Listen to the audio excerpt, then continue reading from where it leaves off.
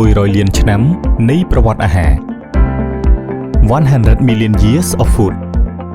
និពន្ធដោយលោក Stephen Lee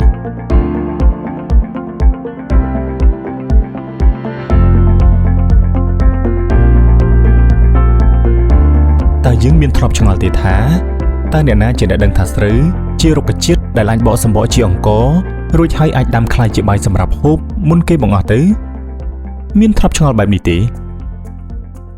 បើនេះជាសំណួរដែលយើងតែងតែទន្ទឹងរង់ចាំចង់ដឹងជាយូរបំផុតណាស់មកហើយនោះគឺយើងបានទទួលចម្លើយនៅពេលនេះហើយចម្លើយនោះគឺគ្មានចម្លើយសម្រាប់សំណួរមួយនេះទេការរកឃើញអ្វីមួយនាសម័យកាលបុរេប្រវត្តិមិនមែនលឿនដូចសម័យទំនើបឥឡូវឯណា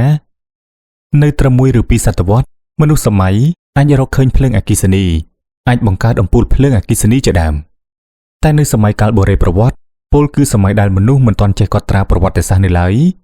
នៅរាប់លានឆ្នាំមុនបុព្វបុរសយើងត្រូវការពេលរាប់លានឆ្នាំទើបដឹងថាខ្លួនពួកគេត្រូវហូបអ្វីជាអាហារចម្បង